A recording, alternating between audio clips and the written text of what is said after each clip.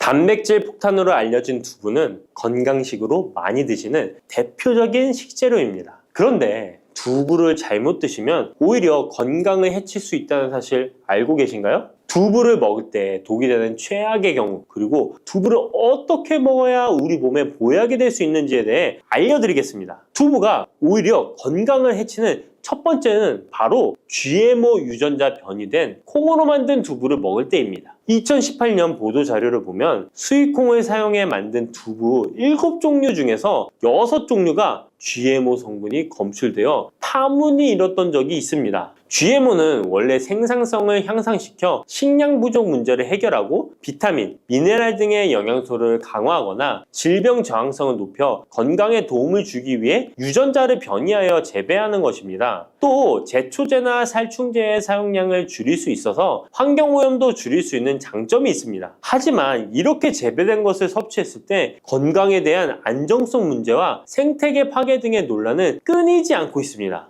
우리나라에서는 GMO 재배를 법으로 금지하고 있으며 많은 나라들이 GMO의 수입과 생산을 규제하고 있습니다. GMO 식품을 꾸준히 섭취할 경우 건강에 문제가 생길 수 있는데요. 2년 동안 실험지 200마리에게 GMO 옥수수를 먹인 실험 결과 20%의 쥐에서 종양이 발생했고 종양의 크기도 컸는데요. 종양의 크기가 탁구공만큼 크게 자란 쥐도 발견됐는데 쥐 전체 몸무게의 4분의 1에 해당되는 무게였다고 합니다. GMO 표기가 의무이기 때문에 GMO 표기가 없는 식품을 사 먹으면 되지만 문제는 식품을 몇 차례 가공 과정을 거쳐 GMO의 DNA나 단백질이 남아있지 않은 식품은 GMO 표기를 하지 않아도 된다는 규정이 있기 때문에 소비자로서는 불안할 수밖에 없는데요. 따라서 두부를 구매하실 때 원료가 수입산이 아닌 국내산 콩으로 만든 두부를 사 드시길 바랍니다. 우리나라는 GMO 재배 자체가 금지이기 때문에 국내에서 재배된 식품은 안심하고 드셔도 됩니다. 두부가 건강을 해치는 두 번째는 바로 유부를 드시는 것입니다. 유부는 두부를 기름에 튀겨서 만드는 건데요. 유부를 먹는 방법에는 대표적으로 유부초밥이 있지만 이외에도 다양한 요리의 재료로 사용됩니다.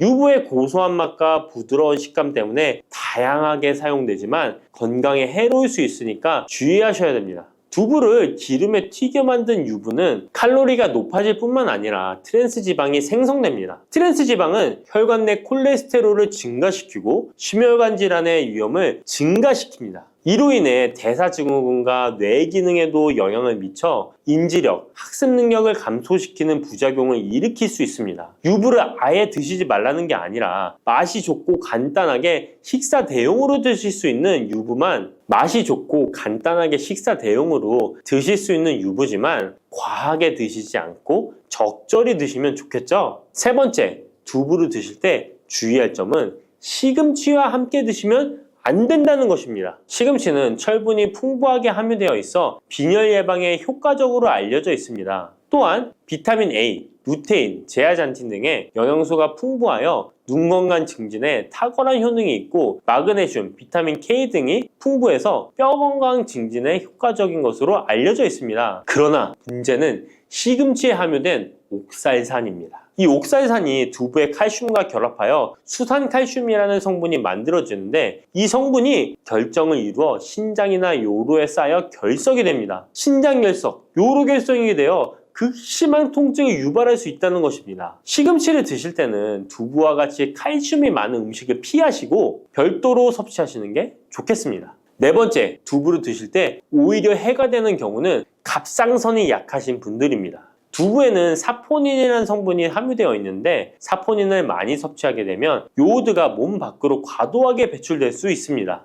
요오드는 갑상선 호르몬의 합성과 조절을 돕는 아주 중요한 성분인데요. 요오드가 부족하게 되면 갑상선 호르몬인 티록신의 생성이 부족하게 되어 갑상선의 기능을 제대로 하지 못하는 상황이 발생할 수 있습니다. 이렇게 되면 갑상선 저하증이 생길 수 있고 무기력해지고 피로가 회복이 잘 안 되면 우울증, 부종, 집중력 저하 등의 다양한 증상을 야기할 수 있습니다. 갑상선에 문제가 없는 분이라면 두부를 많이 드셔도 문제가 되지 않지만 이미 갑상선이 약하신 분들에게는 안 좋은 영향을 줄 수 있는 것입니다. 그렇다면 두부는 어떻게 드셔야 두부의 효능을 최대한 높일 수 있는지 알려드리겠습니다. 두부는 기본적으로 단백질이 풍부한데 이뿐만 아니라 리놀렌산, 레시틴, 피토스테롤 등의 성분이 풍부해서 몸 안의 콜레스테롤 수치를 낮춰주고 혈액순환을 원활하게 해서 동맥경화, 심근경색, 뇌출혈 등의 심혈관 질환을 예방할 수 있습니다. 또한 두부는 체력과 근력을 유지하는 데 큰 도움을 주는데요. 바로 두부의 풍부한 단백질 때문이죠. 근육은 매일 일정량이 새로운 근육으로 대체되기 때문에 매일 단백질을 공급해줘야 되는데요. 우리 몸에 단백질을 공급해주기 위해 정말 유용한 음식이 두부인 것이죠. 또한 두부에는 콜린이 풍부한데 콜린은 알츠하이머성 치매를 예방하는데 탁월한 효능을 발휘하게 됩니다. 두부는 탈모 예방에도 도움이 되는데요. 머리카락의 원료인 단백질을 보충하는데 도움이 될 뿐만 아니라 이소플라본이 풍부해 남성 호르몬을 조절해줍니다. 따라서 호르몬성 탈모 예방에 도움을 줄 수 있는 것입니다. 또한 두부는 건강하게 장수하는 데 도움이 되는데요. 많은 과학자들의 연구 결과 건강하게 장수한 사람들의 특징이 식물성 단백질을 꾸준히 섭취했다는 사실을 발견했고 동물성 단백질을 식물성 단백질로 바꿔 섭취했을 때 사망의 위험성이 낮아진다는 연구 결과도 있습니다.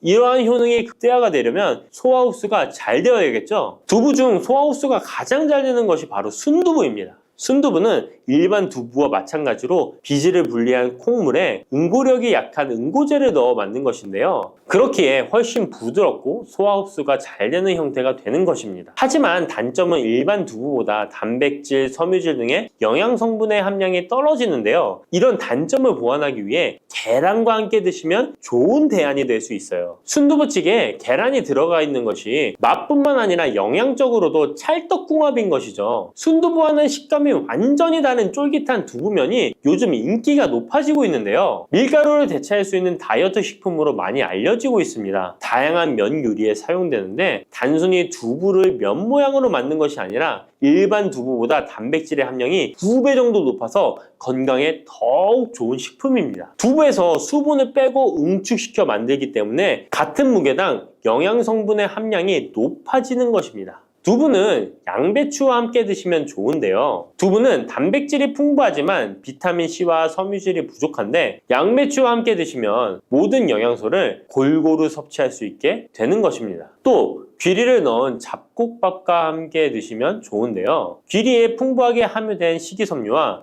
베타글루칸과 두부의 단백질, 칼슘을 충분히 섭취할 수 있는 것입니다. 두부는 그리고 미역과 김, 다시마와 같은 해조류와 함께 드시면 좋은데요. 이런 해조류와 함께 드시게 되면 두부의 단백질을 흡수하는데 극대화가 되고 두부의 사포닌으로 인한 요오드 배출을 해조류의 풍부한 요오드 성분이 상쇄시켜 줄 수 있는 것입니다. 두부와 함께 먹으면 좋은 음식으로는 토마토가 있습니다. 토마토에는 라이코펜이라는 강력한 항산화 성분이 함유되어 있어서 세포의 노화를 방지하고 활성산소를 제거하여 혈관을 건강하게 보호하며 암을 예방하는 효능도 있습니다. 두부와 토마토 그리고 계란까지 함께 살짝 볶아 드신다면 풍부한 영양 성분을 섭취할 뿐만 아니라 암 예방과 체중 감량에도 좋고 피부 미용에도 탁월한 효능을 누릴 수 있습니다. 그렇다면 바르는 것 외에 꿀을 섭취함으로써 기대할 수 있는 이점은 무엇일까요? 기온이 낮아지거나 일교차가 큰 시기에 기침, 감기가 찾아오면 특히 60대 이상이신 분들은 면역력이 떨어져 있어 더 자주 앓게 되시죠. 이때 다양한 음식에 꿀을 곁들여 드시면 시너지 효과를 볼 수 있습니다. 계피와 꿀의 조합은 체온을 올리는 데 도움이 되어 면역력에도 좋다고 알려져 있습니다. 따뜻한 물 한 컵에 꿀 한 스푼과 계피가루 반 티스푼을 넣어 아침 저녁으로 드셔보세요. 몸을 따뜻하게 하는데 일조하고 감기 예방에도 도움을 줄 수 있습니다. 무와 꿀을 함께 섭취하는 방법도 자주 있는데요. 무에 함유된 시니그린 성분은 기침과 가래를 완화해 준다고 합니다. 무를 얇게 썰거나 채 썰어 꿀에 재운 뒤에 목이 따끔거리거나 기침이 심할 때 한 스푼씩 드시면 간편하면서도 인기가 좋죠. 그렇다면 꿀을 일상 속에서 좀 더 쉽고 쉽고 효과적으로 활용하는 방법은 무엇이 있을까요? 아침에 일어나서 몸이 찌뿌둥하거나 속이 메스꺼울 때 혹은 기침으로 목이 까슬거릴 때 간단히 꿀을 곁들여 보시는 걸 권합니다. 예를 들어 공복 상태에서 따뜻한 물에 계피와 꿀 또는 생강과 꿀을 타서 마시면 소화에도 도움이 되고 목이 불편할 때 기침 완화에 부가적 효과가 있을 수 있어요. 점심이나 저녁 식사 후에는 후식으로 빵이나 과자 같은 부담스러운 음식 대신에 무와 꿀을 차로 드셔보시는 것도 좋습니다. 무가 가래를 묽게 해주고 꿀이 기관지를 보호하면서 적당한 단맛을 더해주므로 속을 편안하게 해준다는 의견이 있습니다. 또 주에 2회에서 3회 정도 꿀팩을 해주시면 건조함과 탄력 저하가 심화되는 것을 어느 정도 지연시킬 수 있습니다. 저녁에 세안 후에 10분 이내로 꿀팩을 마친 뒤에 미온수로 씻어낸 다음에 가벼운 보습제를 발라주시고 주무시면 다음날 아침에 피부가 좀 더 부드럽게 느껴지실 거예요. 그렇다면 바르는 것 외에 꿀을 섭취함으로써 기대할 수 있는 이점은 무엇일까요? 기온이 낮아지거나 일교차가 큰 시기에 기침, 감기가 찾아오면 특히 60대 이상이신 분들은 면역력이 떨어져 있어 더 자주 앓게 되시죠. 이때 다양한 음식에 꿀을 곁들여 드시면 시너지 효과를 볼 수 있습니다. 계피와 꿀의 조합은 체온을 올리는 데 도움이 되어 면역력에도 좋다고 알려져 있습니다. 따뜻한 물 한 컵에 꿀 한 스푼과 계피가루 반 티스푼을 넣어 아침 저녁으로 드셔보세요. 몸을 따뜻하게 하는데 일조하고 감기 예방에도 도움을 줄 수 있습니다. 무와 꿀을 함께 섭취하는 방법도 자주 있는데요. 무에 함유된 시니그린 성분은 기침과 가래를 완화해 준다고 합니다. 무를 얇게 썰거나 채 썰어 꿀에 재운 뒤에 목이 따끔거리거나 기침이 심할 때 한 스푼씩 드시면 간편하면서도 인기가 좋죠. 그렇다면 꿀을 일상 속에서 좀 더 쉽고 효과적으로 활용하는 방법은 무엇이 있을까요? 아침에 일어나서 몸이 찌뿌둥하거나 속이 메스꺼울 때 혹은 기침으로 목이 까슬거릴 때 간단히 꿀을 곁들여 보시는 걸 권합니다. 예를 들어 공복 상태에서 따뜻한 물에 계피와 꿀 또는 생강과 꿀을 타서 마시면 소화에도 도움이 되고 목이 불편할 때 기침 완화에 부가적 효과가 있을 수 있어요. 점심이나 저녁 식사 후에는 후식으로 빵이나 과자 같은 부담스러운 음식 대신에 무와 꿀을 차로 드셔보시는 것도 좋습니다. 무가 가래를 묽게 해주고 꿀이 기관지를 보호하면서 적당한 단맛을 더해주므로 속을 편안하게 해준다는 의견이 있습니다. 또 주에 2회에서 3회 정도 꿀팩을 해주시면 건조함과 탄력 저하가 심화되는 것을 어느 정도 지연시킬 수 있습니다. 저녁에 세안 후에 10분 이내로 꿀팩을 마친 뒤에 미온수로 씻어낸 다음에 가벼운 보습제를 발라주시고 주무시면 다음날 아침에 피부가 좀 더 부드럽게 느껴지실 거예요. 혹시 연세가 될수록 생기는 주름과 잦은 기침 그리고 관절 통증을 동시에 조금이라도 완화할 수 있는 방법이 있을까? 라고 궁금해 보신 적 있으신가요? 오늘은 이 한 가지 물음에 대해 함께 해답을 찾아보려고 합니다. 특히 60대 이상의 여성 환자분들에게 과도한 시술이나 고가의 화장품 없이도 건강과 피부를 동시에 돌보실 수 있도록 꿀 활용 비법을 차근차근 안내해 드리겠습니다. 이 영상을 끝까지 살펴보시면 주름 완화와 기침 감기 예방 그리고 관절염 증상 관리에 조금이라도 도움이 될 팁들을 만나보실 수 있을 거예요. 그럼 지금부터 본격적으로 시작해 보겠습니다. 환자분들께서는 보통 꿀을 달콤한 감미료나 차에 넣어 마시는 정도로만 생각하실 텐데요. 실은 꿀이 아주 오래전부터 여러 전통의학과 민간요법에 널리 쓰였다는 사실 알고 계셨나요? 현대에 와서는 꾸준한 연구를 통해 피부 노화의 진행을 늦추고 기침 감기 증상을 완화하며 심지어 관절 통증에도 긍정적인 영향을 줄 수 있다는 이야기가 보고되고 있습니다. 첫째로 꿀에는 활성산소를 억제하는 여러 항산화 성분이 풍부합니다. 이는 주름, 잡티, 기미 등 노화 현상을 지연시키는데 도움을 줄 수가 있죠. 게다가 꿀 특유의 점성, 당 성분은 피부 표면에 보호막을 형성해 주는데 건조해지기 쉬운 60대 이후의 피부를 촉촉하게 유지하도록 돕는 역할을 합니다. 둘째로 기관지 건강에 유익한 점도 빼놓을 수 없습니다. 예전에 목이 아프거나 기침이 날 때 따뜻한 꿀물을 마시라는 조언을 들어보신 적 있으실 텐데요. 실제로 꿀이 목과 기관지를 부드럽게 감싸주고 항염 및 항균 작용을 통해 감기나 기침을 어느 정도 완화하는 데 도움이 된다는 연구 결과가 있습니다. 셋째로 관절염으로 힘들어하시는 분들께도 꿀이 보조적 역할을 할 수 있습니다. 꿀에 함유된 항염증 성분이 다른 특정 식재료와 함께 섭취될 때 관절 통증 완화에 시너지를 낸다고 여겨지거든요. 그렇다면 이처럼 이로운 꿀을 피부와 건강관리에 구체적으로 어떻게 적용할 수 있을까요? 60대 이후로 주름이 많아지고 탄력이 떨어지는 건 흔한 고민입니다. 일부 환자분들께서는 고가의 화장품이나 레이저 시술 등을 떠올리시기도 하지만 사실 집에서 간단히 꿀팩만 꾸준히 해주셔도 어느 정도 도움을 받을 수 있습니다. 우선 필요한 재료와 만드는 과정을 살펴볼까요? 첫 번째로 국산 천연꿀 1큰술, 무가당 플레인 요거트 1큰술, 그리고 올리브 오일 35방울 정도를 준비해주세요. 꿀에 알레르기가 있으시다면 프로폴리스 원액 반큰술로 대체할 수 있습니다. 깨끗한 그릇에 이 세 가지를 넣고 나무나 플라스틱 스푼으로 잘 섞어주시면 기본 팩이 완성됩니다. 이제 세안 후에 눈가나 입가처럼 피부가 얇은 부위에는 살살 발라주시고 볼이나 이마, 턱 부위에는 부드럽게 펴 발라주세요. 10분을 넘기지 않는 것이 핵심입니다. 오래 두면 오히려 꿀이 피부의 수분을 빼앗아갈 수 있으므로 10분 이내에 미지근한 물로 꼼꼼히 씻어내시길 권장합니다. 그런 다음에 수건으로 톡톡 두드려 물기를 제거하고 평소 쓰시는 보습제를 가볍게 덧바르면 좋습니다. 일주일에 2-3번 정도만 해도 피부가 한결 부드러워지고 보습감이 좋아졌다는 분들이 많습니다. 60대 이후 심해지는 건조 증상을 막기 위해 천연팩을 습관화해 주시면 큰 비용 없이도 윤기 나는 피부를 기대해 볼 수 있습니다. 그렇다면 바르는 것 외에 꿀을 섭취함으로써 기대할 수 있는 이점은 무엇일까요? 기온이 낮아지거나 일교차가 큰 시기에 기침, 감기가 찾아오면 특히 60대 이상이신 분들은 면역력이 떨어져 있어 더 자주 앓게 되시죠. 이때 다양한 음식에 꿀을 곁들여 드시면 시너지 효과를 볼 수 있습니다. 계피와 꿀의 조합은 체온을 올리는 데 도움이 되어 면역력에도 좋다고 알려져 있습니다. 따뜻한 물 1컵에 꿀 1스푼과 계피가루 반 티스푼을 넣어 아침 저녁으로 드셔보세요. 몸을 따뜻하게 하는데 일조하고 감기 예방에도 도움을 줄 수 있습니다. 무와 꿀을 함께 섭취하는 방법도 자주 있는데요. 무에 함유된 시니그린 성분은 기침과 가래를 완화해 준다고 합니다. 무를 얇게 썰거나 채 썰어 꿀에 재운 뒤에 목이 따끔거리거나 기침이 심할 때 1스푼씩 드시면 간편하면서도 인기가 좋죠. 추가로 오미자와 꿀, 생강과 꿀, 마늘과 꿀 조합도 잘 알려져 있습니다. 오미자와 꿀은 기관지를 보호하고 마른 기침을 줄이는데 생강과 꿀은 몸을 따뜻하게 하면서 감기 초기 증상을 누그러뜨리고 마늘과 꿀은 전반적인 면역력과 혈액순환 개선에 보탬이 된다는 후기가 있습니다. 이처럼 효능이 뛰어난 꿀을 고를 때 무엇을 기준으로 봐야 하며 또 어떻게 보관해야 좋은 효과를 온전히 누릴 수 있을까요? 시중에 나와 있는 꿀 중에서는 벌에게 설탕물을 먹여서 인위적으로 채밀한 사양꿀도 있고 벌이 꽃에서 직접 채밀한 천연꿀도 있습니다. 가격이 너무 싼 꿀은 사양꿀일 가능성이 높으므로 구입 시에 조금 더 세심한 확인이 필요합니다. 보통 국산 천연꿀은 탄소 동위원소 비율 검사에서 22에서 33% 사이가 나오곤 합니다. 실구매 시에는 국산 벌꿀 혹은 천연 벌꿀이라고 명시되어 있는지 어느 지역 양봉장에서 생산했는지도 꼼꼼히 살펴보세요. 보관할 때는 꿀이 항균 작용 덕분에 오래 보관해도 잘 상하지 않는다고 하지만 높은 온도나 직사광선을 장기간 받으면 향과 맛이 변질될 수 있으니까 유의하셔야 합니다. 가능하면 직사광선을 피한 서늘한 실온에서 보관하고 꿀을 덜었을 때는 깨끗한 나무나 플라스틱 스푼을 사용해 주세요. 사용한 수저에 다른 음식물이 남아있는 상태로 꿀병에 넣었다 빼면 세균이 옮을 수 있으니까 특히 조심하시길 바랍니다. 그렇다면 꿀을 일상 속에서 좀 더 쉽고 효과적으로 활용하는 방법은 무엇이 있을까요? 아침에 일어나서 몸이 찌뿌둥하거나 속이 메스꺼울 때 혹은 기침으로 목이 까슬거릴 때 간단히 꿀을 곁들여 보시는 걸 권합니다. 예를 들어 공복 상태에서 따뜻한 물에 계피와 꿀 또는 생강과 꿀을 타서 마시면 소화에도 도움이 되고 목이 불편할 때 기침 완화에 부가적 효과가 있을 수 있어요. 점심이나 저녁 식사 후에는 후식으로 빵이나 과자 같은 부담스러운 음식 대신에 무와 꿀을 차로 드셔보시는 것도 좋습니다. 무가 가래를 묽게 해주고 꿀이 기관지를 보호하면서 적당한 단맛을 더해주므로 속을 편안하게 해준다는 의견이 있습니다. 또 주에 2회에서 3회 정도 꿀팩을 해주시면 건조함과 탄력 저하가 심화되는 것을 어느 정도 지연시킬 수 있습니다. 저녁에 세안 후에 10분 이내로 꿀팩을 마친 뒤에 미온수로 씻어낸 다음에 가벼운 보습제를 발라주시고 주무시면 다음날 아침에 피부가 좀 더 부드럽게 느껴지실 거예요. 팩 전에 따뜻한 수건으로 2분 정도 찜질하고 팩을 바른 후에 손바닥으로 1분 정도 온열 마사지를 해주시면 효과가 더 커진다고 합니다. 이제 꿀을 쓰시면서 지켜야 할 유의사항도 함께 살펴볼게요. 먼저 꿀이나 올리브 오일, 요거트 등에 개인적으로 알레르기가 있을 수 있으므로 처음 사용 전에는 팔 안쪽이나 귀 뒷부분에 테스트를 해보시는 편이 안전합니다. 24시간 내에 가려움이나 붉어짐이 없으면 얼굴이나 다른 부위에 써보셔도 됩니다. 당뇨 환자분들은 바르는 것은 괜찮지만 먹는 것은 주의를 요합니다. 꿀은 당 함량이 높으므로 반드시 주치의나 영양사와 상의한 뒤에 섭취량을 조절하셔야 돼요. 또한 꿀팩을 오래 할수록 좋을 거라 생각하시고 30분 넘게 방치하시는 분도 계신데 이는 오히려 피부 수분을 뺏길 수 있으니까 10분 이내로 제한해 주세요. 꿀이 잘 상하지 않는 식품이긴 하지만 보관이 부적절하거나 개봉 후에 시간이 지나면 변질 가능성이 많이 생깁니다. 냄새, 색깔이 평소와 달라졌다면 과감히 버리고 새 제품을 쓰시는 게 안전하죠. 여기까지 꿀의 다양한 활용법과 주의점을 살펴봤는데 일부 환자분들은 잠깐 시도해보고 효과가 없으면 어쩌죠? 라는 고민을 하실 수 있습니다. 이럴 땐 어떻게 접근하시면 좋을까요? 꿀팩을 몇 번 해보고 며칠 계피 꿀물만 마신 뒤에 이렇다 할 차이가 없네 이러면서 금방 포기하기도 쉽습니다. 하지만 60대 이상의 경우에는 이미 피부와 신체가 예전과 많이 달라져 있기 때문에 한순간에 극적인 호전을 기대하기는 어렵습니다. 전문의들은 최소 3주에서 3개월, 길게는 그 이상 꾸준히 습관화해야 유의미한 변화를 체감할 수 있다고 말씀드립니다. 예를 들어 올해 목표로 주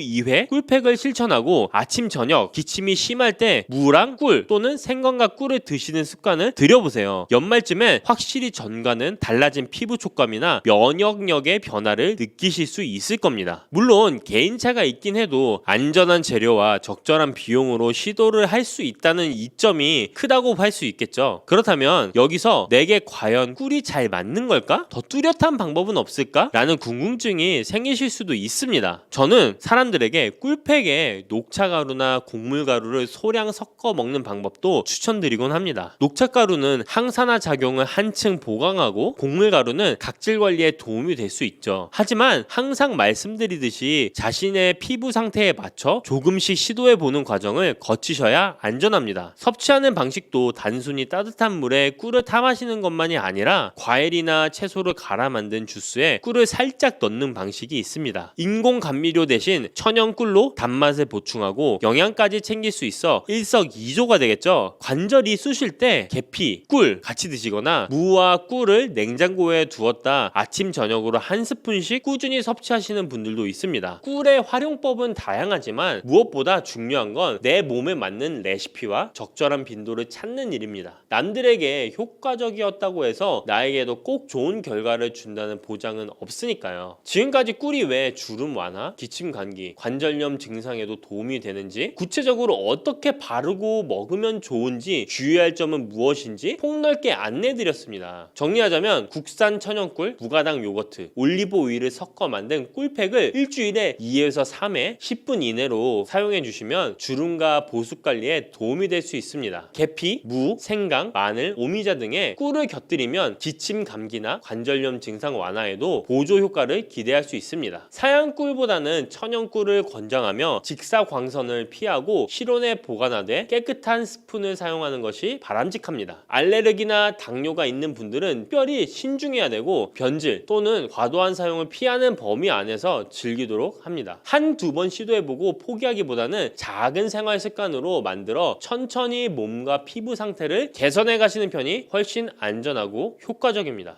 혈관을 깨끗하게 하고 당뇨를 예방하려면 땅콩을 이렇게 드셔야 합니다. 여러분, 땅콩 좋아하시는 분 있으신가요? 저는 땅콩과 건어물을 안주로 참 좋아하는데요. 이런 맛있는 땅콩이 건강에 좋은 효능들이 많다는 것 혹시 아시나요? 심심풀이 땅콩이라는 말이 있을 정도로 땅콩은 우리에게 매우 친숙한 음식인데요. 하지만 땅콩의 그 놀라운 효능을 제대로 아는 분은 많이 없을 거예요. 땅콩이 얼마나 우리 몸에 좋은 영향을 미치는지, 그리고 어떻게 섭취하면 더 좋은 효과를 볼 수 있는지 땅콩에 대해서 자세히 알아보겠습니다. 어렸을 적에 키가 작은 친구를 땅콩 같다고 놀리지 않으셨나요?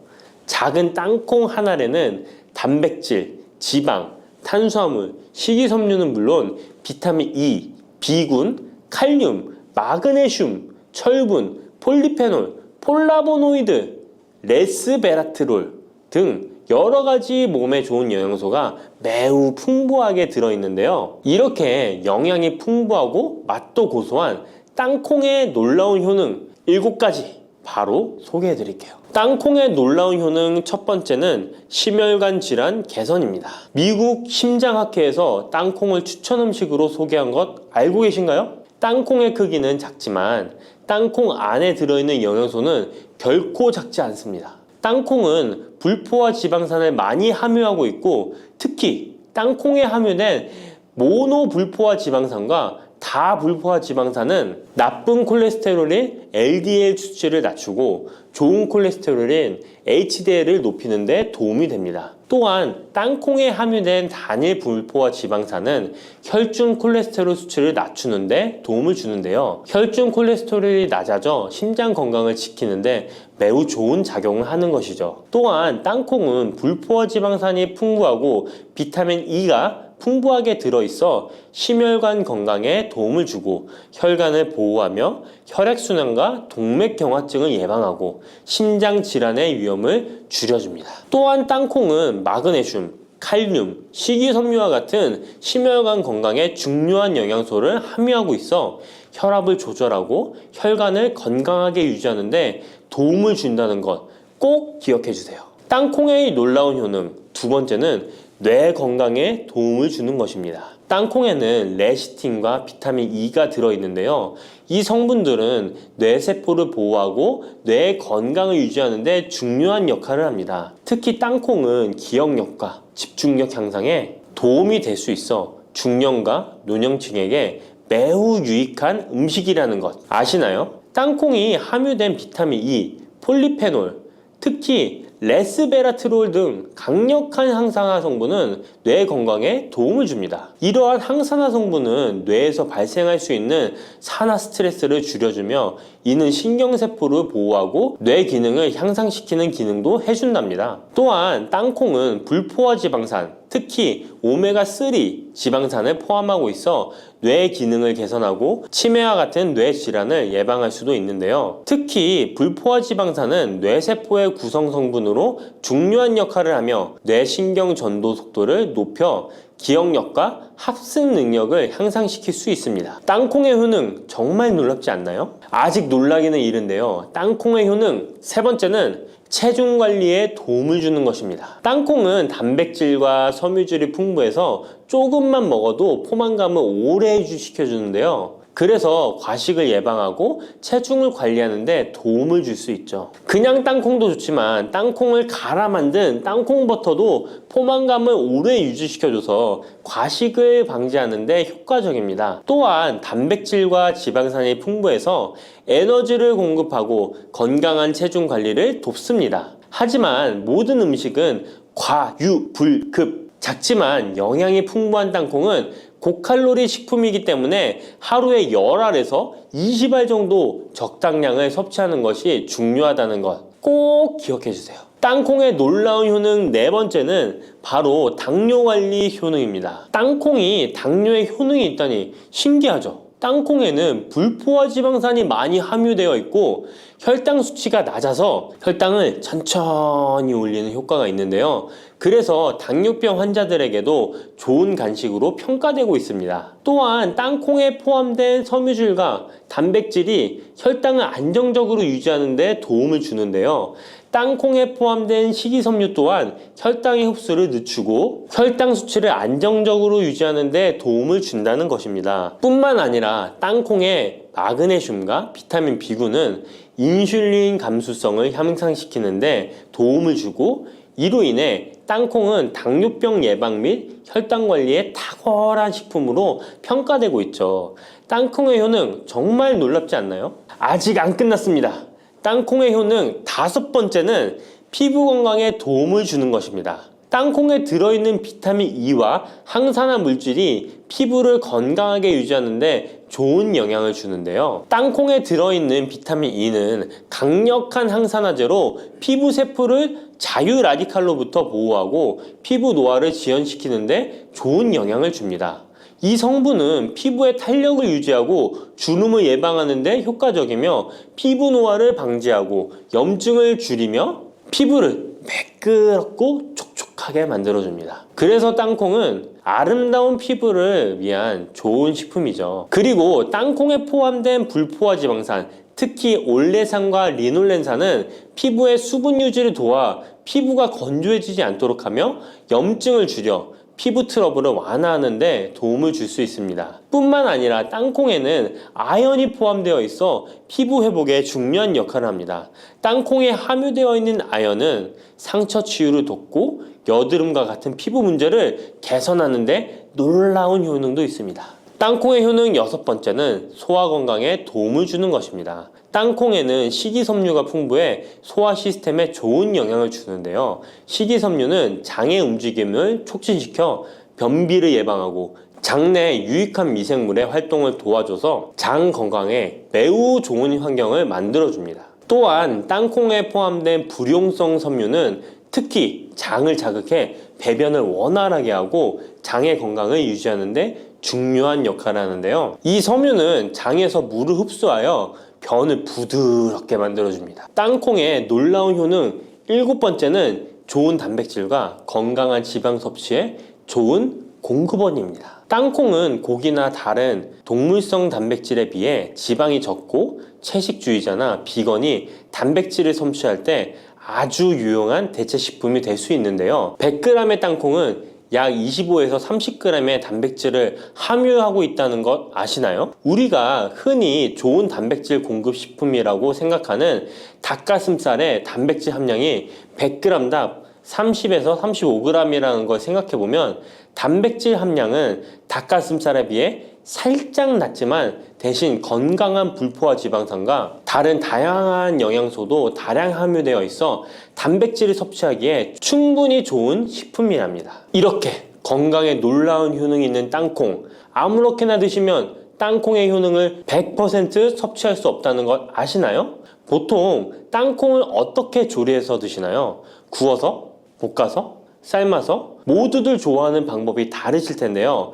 생땅콩을 먹는 것이 가장 좋다라고 들으신 분들도 있으실 거예요. 과연 땅콩을 가공하지 않고 생으로 먹는 것이 가장 좋은 방법일까요? 정답은 아니오입니다. 생땅콩에는 독성이 있을 수 있는 물질인 아플라톡신이 포함되어 있을 수 있기 때문에 이를 피하기 위해서는 반드시 충분히 익혀 먹어야 하는데요. 볶거나 구운 땅콩은 아플라톡신을 제거할 수 있어 안전하게 섭취할 수 있지만 그보다는 땅콩을 삶아서 먹는 것이 더 건강에 좋다는 것 알려드릴게요. 땅콩을 삶았을 때 더욱 건강에 좋은 이유 몇 가지가 있는데요. 바로 알려드릴게요. 첫 번째, 삶은 땅콩은 볶은 땅콩에 비해 항산화 성분이 더 많습니다. 볶을 때 일부 항산화 성분이 파괴될 수 있고, 또한 땅콩의 껍질에는 폴리페놀과 레스베라트롤이 풍부하게 함유되어 있기 때문에 땅콩을 볶은 뒤 버리는 껍질은 이런 몸에 유익한 성분들을 섭취할 수 없기 때문입니다. 두 번째, 삶은 땅콩은 과일산이 더 적고 식이섬유도 풍부한데 이로 인해 소화가 더 용이합니다. 세 번째,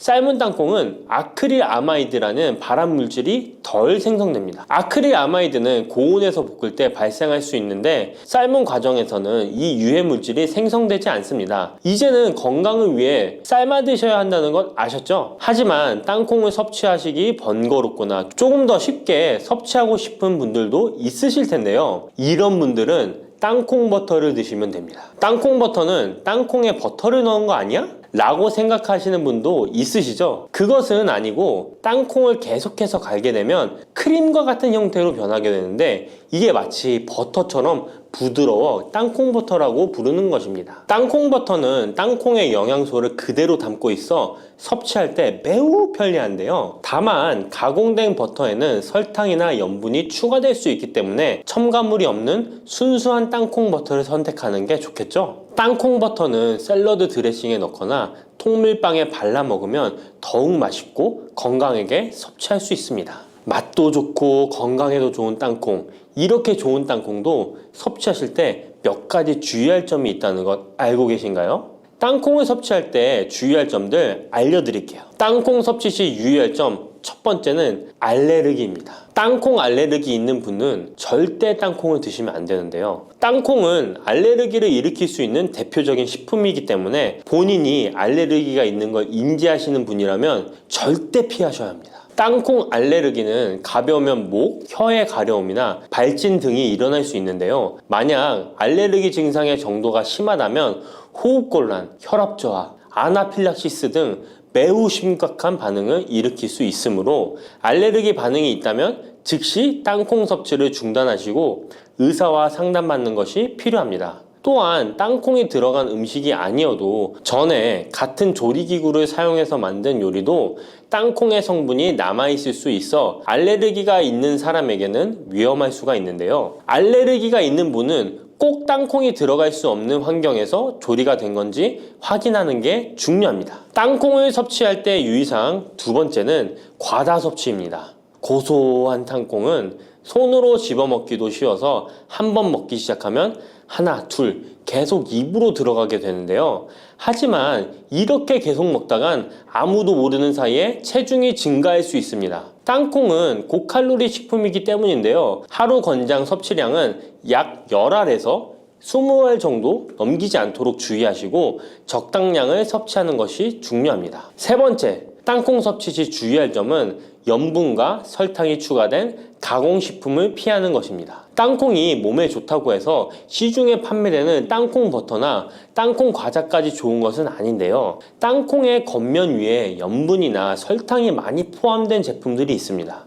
이러한 제품을 자주 섭취하면 혈압 상승이나 당뇨 유발 등의 문제가 발생할 수 있으므로 첨가물이 적은 제품을 선택하는 것이 좋습니다. 또한 땅콩 버터를 섭취할 때도 뒤에 성분표를 꼭 확인하셔야 하는데요. 맛으로 먹는 거라면 상관없지만 건강을 위해서 땅콩 버터를 섭취하시는 것이라면 100% 땅콩으로만 만들어진 제품인지 살펴보시고 구매해야 합니다. 땅콩 섭취 시 유의할 점 네 번째는 보관이 잘 된 땅콩을 섭취해야 하는 것입니다. 땅콩이 건조된 식품이라고 생각해서 실온에 대충 보관해 놓진 않으셨나요? 땅콩은 고지방 식품으로 지방산이 많이 포함되어 있기 때문에 산패가 될 수 있는데요. 산패된 지방산은 인체에 유해한 물질인 과산화지질을 생성할 수 있으며 이는 세포와 조직에 손상을 일으킬 수 있습니다. 땅콩이 보관 상태가 부적절해지면 곰팡이가 자주 발생하는데 이 곰팡이는